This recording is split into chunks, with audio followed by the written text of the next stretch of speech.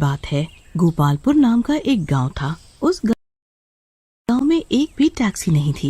एक दिन उस गांव में एक टैक्सी वाला आया। गांव के सब लोग उस टैक्सी वाले को ही देख रहे थे।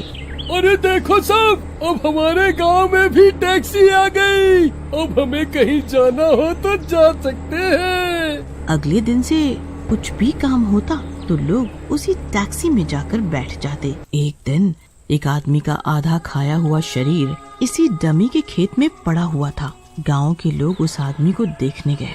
अरे ये किसने करा है? आधा शरीर खाकर किसने इस खेत में डाल दिया?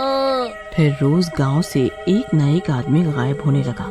अरे तुमने सुना है, गांव में एक आदमी का आधा शरीर खाया हुआ पड़ा था। गांव से रोज एक आदमी गायब हो रहा है। मैंने तो अपने माँ पिता से बोल दिया है, कोई भी घर से नहीं निकलेगा। तुमने बस सुना है, मैंने तो देखा भी है उस आदमी को। ये गांव में कुछ ज्यादा ही हो रहा है। कोई न कोई आदमी मारा ही जाता है।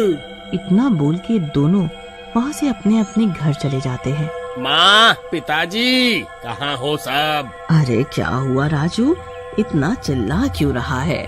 क्या हुआ तुम्हें? कुछ नहीं माँ। अगले दिन फिर एक आदमी का आधा खाया हुआ शरीर पड़ा होता है। बेटा राजू, मुझे बैंक जाना है, क्या तुम मेरे साथ चलोगे? पिताजी, मैं वैसे ही लेट हो गया हूँ काम पर जाने से। आप फिर कभी चले जाना बैंक। बेटा बहुत जरूरी काम है, इसलिए जा रहा हूँ। ठीक है, आप चले जाओ, लेकिन ध्यान से जाना और टैक्सी ले लेना। अगर किसी चीज की जरूरत हो तो मुझे फोन कर देना, मैं आ जाऊंगा। गांव में सब लोग गायब हो रहे हैं, अपना ध्यान रखना। ठीक है। इतना बोल के राजू अपने काम के लिए निकल जाता है और राजू के पिता घर से निकल जाते हैं बैंक जाने के लिए। राजू सही कहता है, मुझे ध्यान से जाना होगा और चौकन्ना रहना होगा, कहीं मैं भी रामलाल की तरह गायब ना हो जाऊं। फिर उसके पिता टैक्सी ढूंढने लगते हैं। थोड़ी देर में उन्हें एक टैक्सी दिखती है। वो उसे हाथ देते हैं और वो टैक्सी वाला रुक जाता है। जी भाई साहब, कहाँ जाना है आपको, बताइए। टैक्सी वाले के चेहरे पर एक अजीब सी हंसी होती है और उस टैक्सी वाले की आंखें लाल होती हैं। मुझे बस बैंक तक जाना है, क्या तुम मुझे बैंक तक छोड़ दोगे? हाँ जी, बैठिए। फिर उसके पिता उस टैक्सी में बैठ जाते हैं। आज मेरे शिकार में एक और आदमी बढ़ गया। आज तो मजा आएगा रात की पार्टी में। सुनो भाई साहब, मुझे अपने घर से खाना लेना है। सुबह से कुछ नहीं खाया, अभी ले लूंगा तो सही होगा, वरना पता नहीं कब घर का चक्कर लगे। लेकिन तुम्हारा घर है कहाँ? कहीं मुझे देर ना हो जाए बैंक जाने के लिए। अरे नहीं भाई साहब, बस रास्ते में ही है मेरा घर, ज्यादा देर नहीं लगेगी। बस खाना लेना है और आ जाना है। ठीक है। टैक्सी वाला उस आदमी को एक जंगल के रास्ते से ले जाता है। अरे भाई, तुम्हारा घर इस जंगल में है? कितना सुनसान रास्ता है ये। हाँ, यही है मेरा घर। यहाँ तेरी चीखने चिल्लाने की आवाज कोई नहीं सुन पाएगा। और वो टैक्सी वाला बहुत जोर जोर से हंसने लगता है। नहीं नहीं, मुझे छोड़ दो, मेरे घर वाले मेरी चिंता कर रहे होंगे। वो मुझसे बहुत प्यार करते हैं। मुझे छोड़ दो, मुझे जाने दो मुझे जाने दो। अब तू कहीं नहीं जाएगा। फिर टैक्सी वाला एक खंडहर के पास टैक्सी रोकता है और उसे नीचे उतारकर उसके साथ जबरदस्ती करने लगता है। बचाओ बचाओ, कोई मुझे बचाओ। कोई है यहाँ, मुझे बचाओ। अरे पापी, छोड़ दे मुझे। बचाओ, कोई मुझे बचाओ। राजू के पिता बहुत चीखते चिल्लाते हैं पर कोई उनकी आवाज नहीं सुन पाता। उस सुनसान जगह पर टैक्सी वाला उसे उस खंडर के अंदर ले जाता है। देख ले, तू भी अब यहीं रहेगा। अरे पापी दुष्ट, तूने इन मासूम लोगों को क्यों पकड़ा हुआ है? तूने यहाँ इन्हें बंदी बनाया हुआ है और इनके घर वाले कितना परेशान हो रहे हैं। तो वो तू है जो गांव के लोगों को गायब कर रहा है। तभी रात हो जाती है। वो टैक्सी वाला अपने असली रूप में आ जाता है।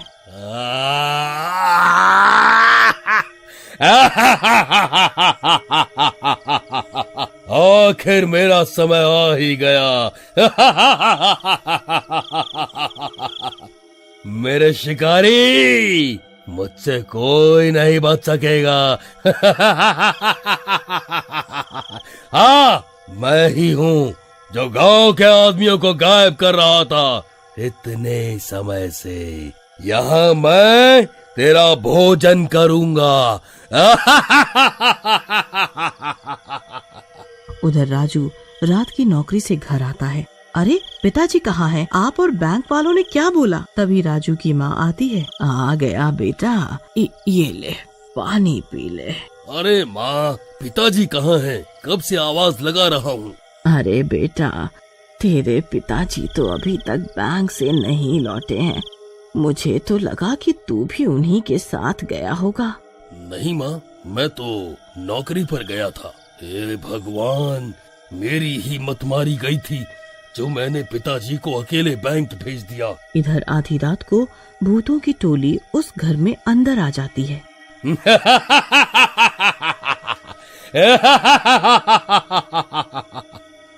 अंधेरा कायम रहे दोस्तों। अंधेरा कायम रहे। ये बताओ आज किसका नंबर है? नंबर चाहे किसी का भी हो, हमें तो पार्टी करने से मतलब है। क्यों दोस्तों, सही बोला ना मैंने?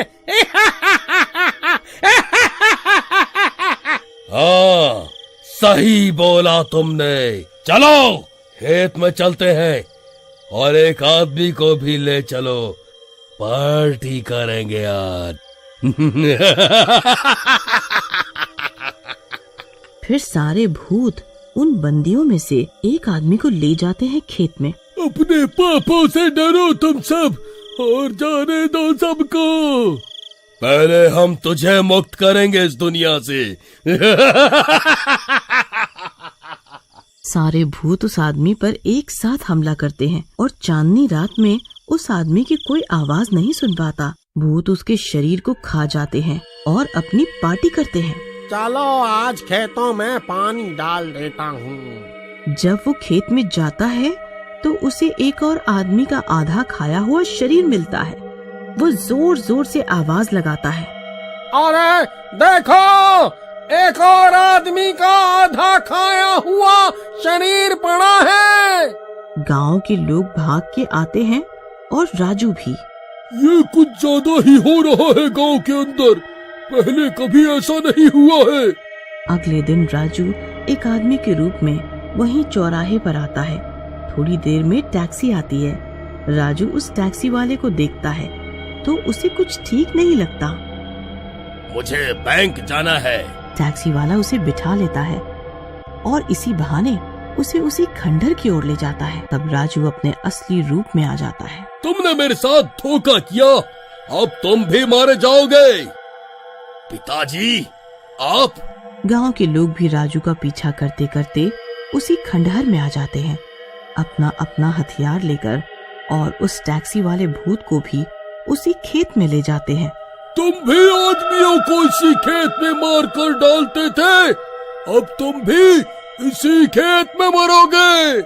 नहीं, मुझे छोड़ दो, मुझे माफ कर दो। मैं कभी भी किसी को नहीं मारूंगा, किसी को नहीं मारूंगा। गांव वाले उस भूत की एक नहीं सुनते और उसे